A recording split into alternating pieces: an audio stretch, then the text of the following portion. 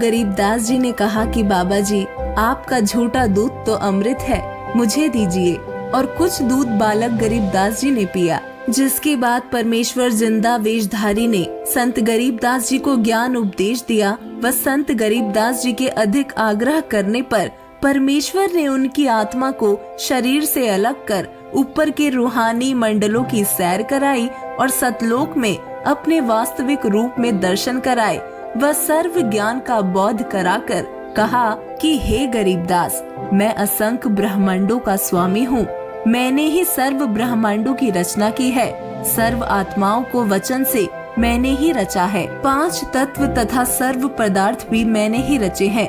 क्षर पुरुष तथा अक्षर पुरुष व उनके लोकों को भी मैंने ही उत्पन्न किया है। इनको इनके तप के बदले में सर्व ब्रह्मांडों का राज्य मैंने ही प्रदान किया है। मैं प्रत्येक युग में पृथ्वी पर प्रकट होता हूँ और अब कलयुग में 120 वर्ष तक पृथ्वी पर कबीर नाम से जुलाहे की भूमिका भी करके आया था। ये सब प्रसंग सुनकर संत गरीबदास जी ने कहा कि हे परवरदिगार, ये ज्ञान मुझे कैसे याद रहेगा।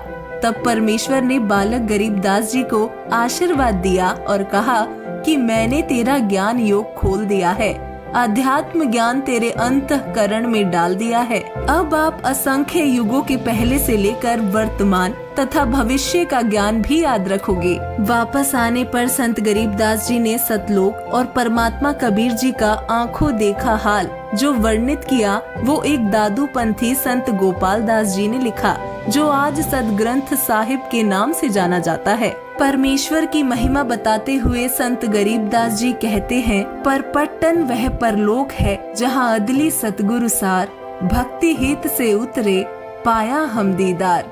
हम सुल्तानी नानक तारे, दादू को उपदेश दिया, जाति जुलाहा भेद न पाया, काशी माहे कबीर हुआ। अधिक जानकारी के लिए डाउनलोड करें संत रामपाल जी महाराज ऐप व सब्सक्राइब करें संत रामपाल जी महाराज यूट्यूब चैनल।